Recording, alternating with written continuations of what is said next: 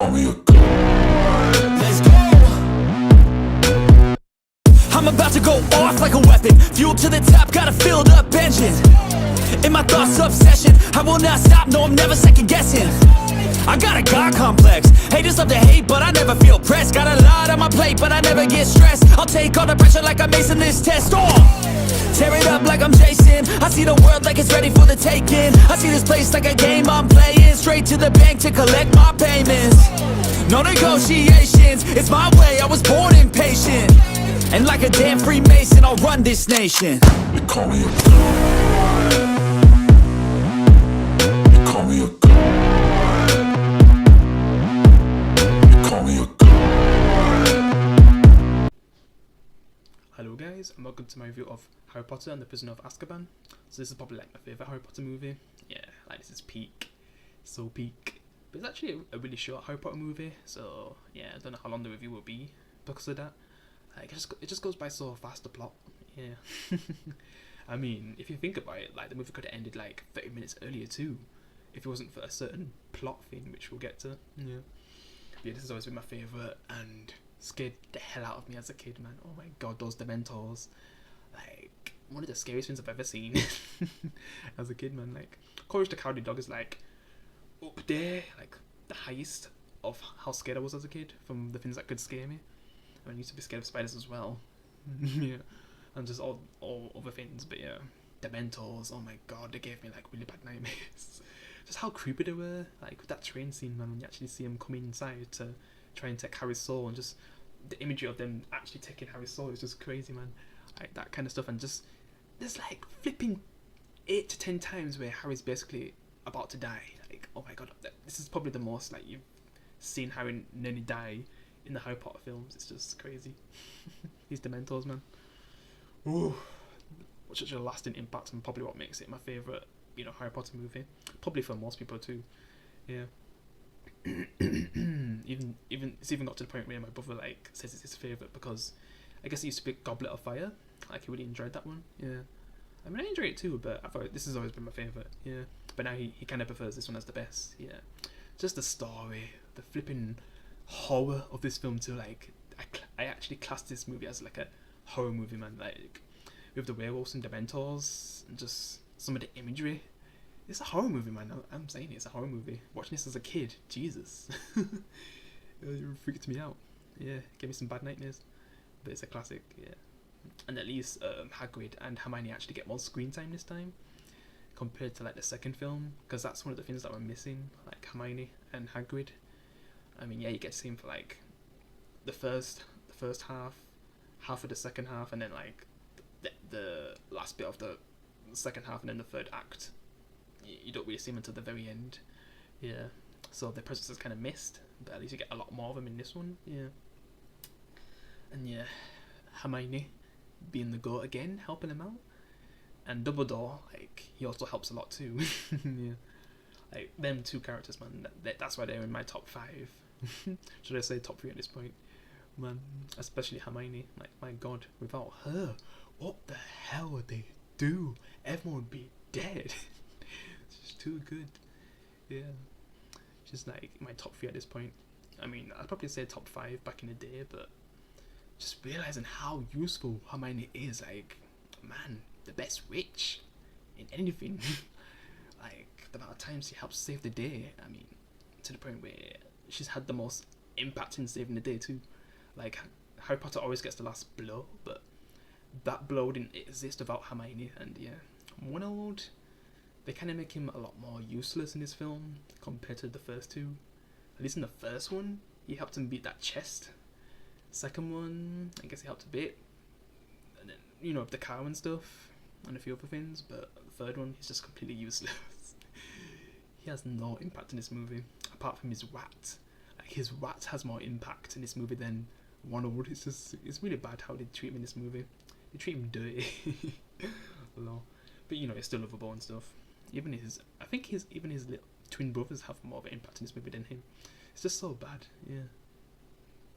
How he gets treated in this movie, but yeah, it's enjoyable to watch. Yeah, his reactions to stuff and everything. Yeah.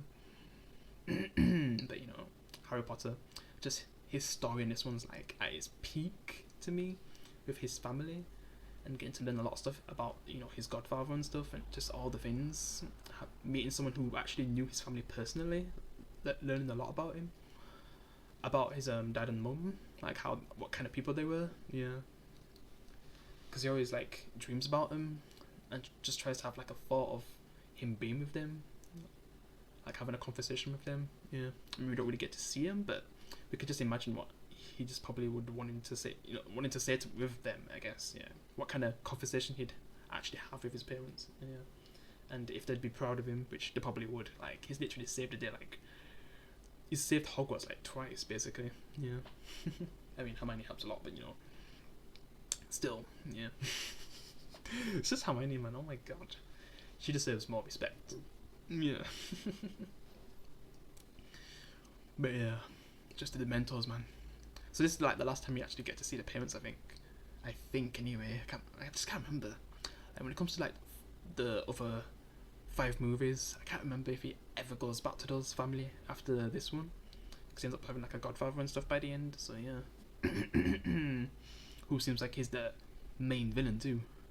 Him and the Dementors. Yeah, like they're the main threat of the movie until like the actual main threat's revealed with the Dementors. Yeah, because the Dementors, man, oh my god, they have the biggest impact in this film, and it's my favourite. Yeah, with how Harry fears them as well, especially when that's a main focus in the class too, where your fears come to life, and just seeing people being scared of snakes. You know, One-Old, he's obviously scared of snakes.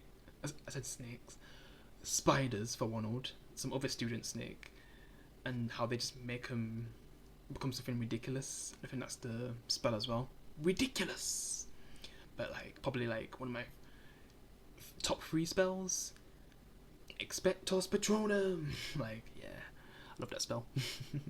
And when it gets to the scene, man, when he says it too, epic. That's like one of the best Harry Potter scenes. Yeah, because from the whole movie, you just seen him struggle to survive these Dementors, and when you get to the end, it's just like so satisfying when it does the big spell. Yeah, crazy. From who he learns it from, Lupin, who was close with his family. Yeah, and how Harry kind of learns about them, like how they were.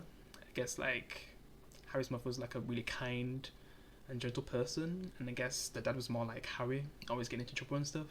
So he kind of learns a lot about him from, you know, Lupin, who I guess was like a friend of the family. Yeah, I think. But then with what ends up happening when you get to like near the end of the second act, going into the third act, yeah, with some of the reveals, like him actually working with Sirius Black, the one who escaped Azkaban. Yeah, just imagine if they actually showed the escape. That would have made this movie 10 times better. Like him actually escaping Azkaban and we actually see it. But I think by the end, I don't know if that basically reveals how he escaped, but yeah. Because this movie ends up becoming like, from a horror movie to like the very end, a completely different movie, which, you know, I'll get to by the end. Yeah. Because for most of the movie it's like a horror movie, then it becomes something else in the third act. Yeah. But just the way how it's paced, it's just done so well. Just all the character development. Yeah. This is so good. Even for Hermione, like the stuff she's going through. Yeah. Because for the whole movie she's trying to basically prove herself, because, you know, Malfoy and a lot of people just look down on her because she's like a half-blood or something. But is it mudblood? Like that's like a curse word in the magical world.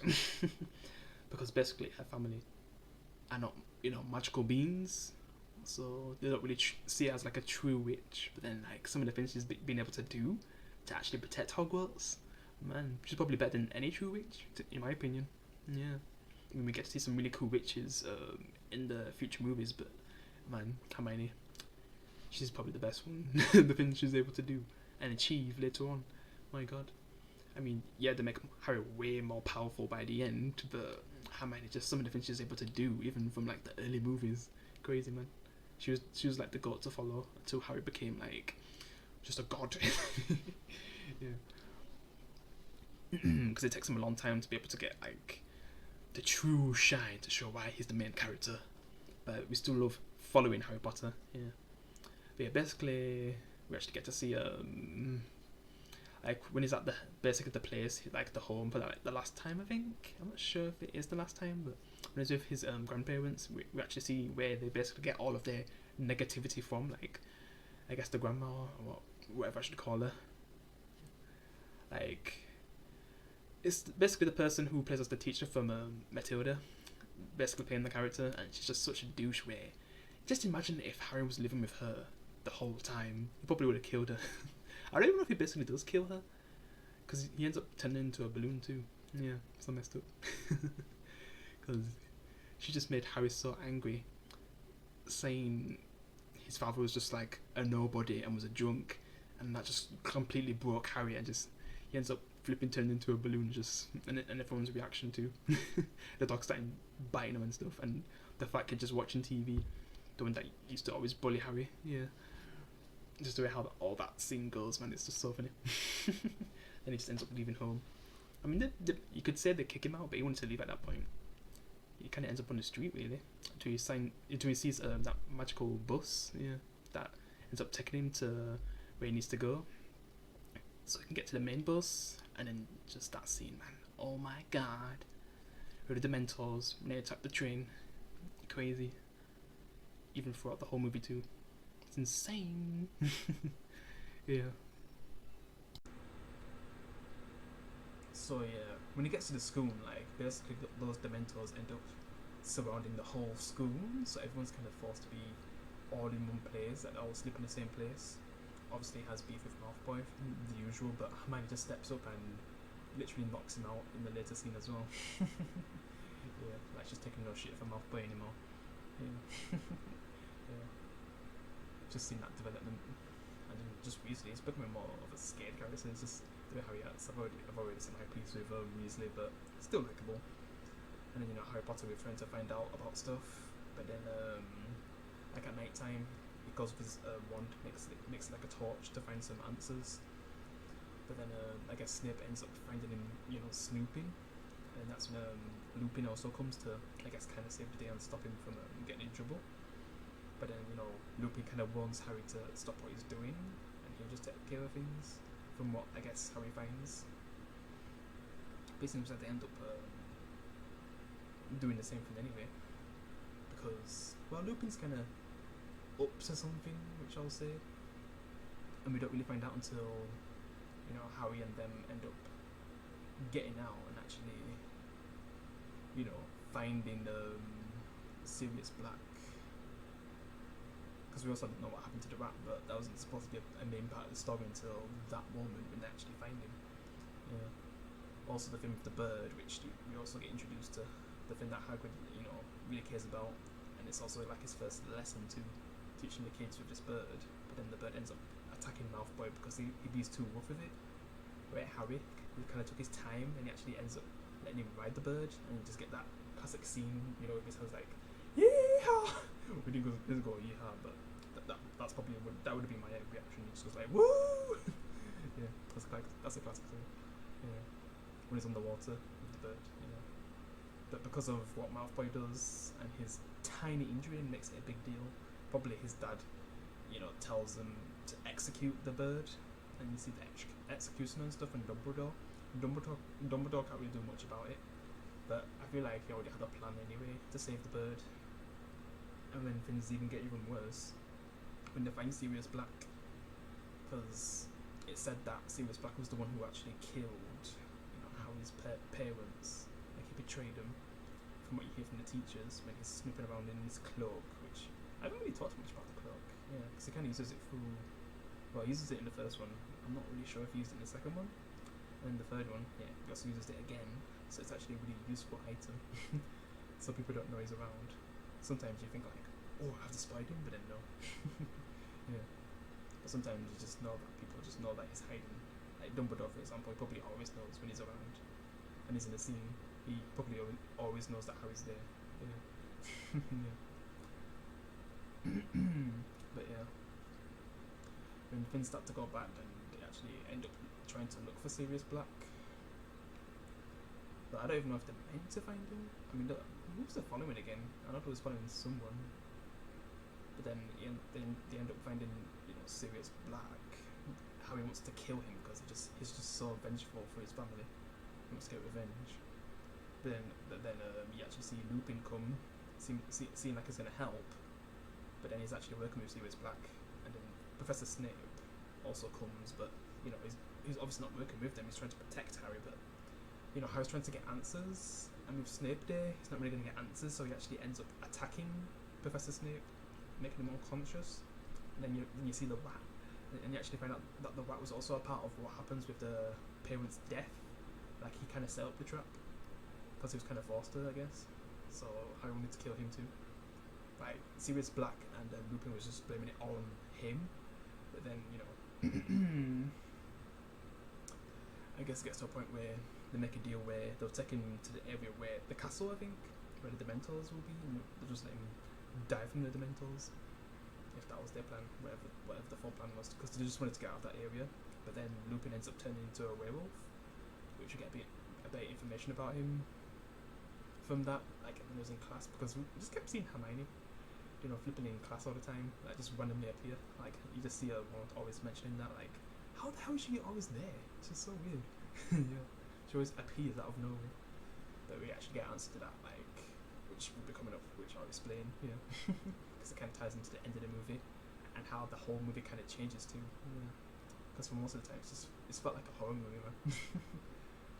And when you get to that certain scene, because yeah, basically everyone ends up getting away because Sirius Black turns into a werewolf, tries to kill Harry and everyone, but then it's not Sirius Black, it's Lupin who turns into like a dangerous werewolf because he can't really control himself. I mean, Sirius Black also turns into a werewolf, but it's more like the wolf form or dog. Yeah, and he actually ends up protecting Harry, the one who we thought was going to be the bad guy, and actually killed Harry's parents, but he was kind of framed, I guess. Yeah. So he ends up protecting Harry, but then he gets really injured, I guess, so Harry tries to help him, but then the Dementors come and end up sucking their souls, but then someone out of nowhere protects them, but then we don't really find out until later on, but it seems like Sirius Black was basically at death, like his soul literally came out of his body, but then when this spell happens, it actually goes back in, yeah. So he was basically dead in that moment. But it seems like it was gonna, like, after everything that happens, when Harry Potter passes out and thinks he sees his father, which, you know, we'll know the full answer by the end. He wakes up and finds out that I guess Sirius Black also is gonna get executed. They're gonna let the Dementors kill him, I guess. But then Dumbledore comes while Ronald's in the hospital bed, telling Harry and Hermione that you should like retrace your steps, basically, and he basically gives them something to help them, like giving them a hint, and one was just like, what the hell was that about? I mean, it's kind of obvious, but basically he's not really in the rest of the final part of the movie anyway, the third act. Yeah, he kind of sits out the last part, yeah, while they basically time travel. Yeah, it turns into a time travel movie.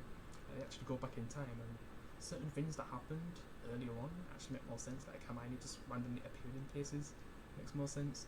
Certain things like randomly breaking and Harry getting hit by a random rock, and the one who actually saves him in the end from the Dementor. Yeah. Basically turns into time splitters if you've played Time Splitters Future Perfect, where you play a past event and then you actually play the future event, because without the future event, the past event wouldn't survive. It's just, you know, it gets a bit complicated, but yeah, if you're trying to explain it, but I'd say it handles it pretty well. It doesn't go too far, because it's not like you've seen like 3 or 4 versions of the characters. Yeah, you just see like, I guess, future Hermione and future Harry trying to protect their past selves. Yeah, and we're kind of seeing events we've already seen, but from a different point of view, I guess. Yeah. And a lot of the things that we saw happened was actually because of them. Yeah, like a lot of moments where they would have died. Yeah, because they basically end up trying to save the bird because it gets executed. So they try to free it. Wow, I guess Dumbledore's basically distracting the executioner and stuff. Yeah, and he probably already knew what was happening. I mean, it seems like he was pretending that he didn't know what was going on, but this is, you know, his plan. So I'd say for the second and third film, yeah, obviously Dumbledore had a huge impact, not just Hermione, and then Harry Potter to get the final blow. because the snake would have killed Harry without the sword and without blinding it. Yeah. So MVP. But yeah. So they end up getting to a point where, you know, the Dementor and Lupin turns into a wolf again, and they end up defending Harry. So a lot of the things that we saw was actually them who was defending them. Like Hermione does the howl thing, and then, you know, it's actually Harry who actually protects him, because Harry thought it was his father, but it was actually his future self. Doing the Expectos Patronum, the classic scene. Yeah, and actually gets rid of all the Dementors because he's literally watching himself die. So that gives him enough strength to stop it. Yeah, thinking his father was gonna come, but that was, he actually realised in that moment it was him. Yeah, just that scene, man, one of the best scenes in the whole franchise. Yeah. When he finally has, like, he's been struggling to fight these things the whole movie, then yeah, he actually gets the strength to defeat them. Yeah, like nearly dying so many times, and he ends up saving his godfather, Sirius Black, and himself. Yeah. Then Lupin, I guess he has to leave. They don't even know that he's a werewolf, like the teachers and stuff. So he just ends up leaving. Yeah, feeling bad for what he did. And I guess we're all still in the hospital, but acting like nothing ever happened. Because he basically sees the past selves disappear while the future selves spawn in, and it's just like, what was that? Yeah. So it doesn't really have much of an impact in the third act. Yeah. It's not really in the third act. Yeah.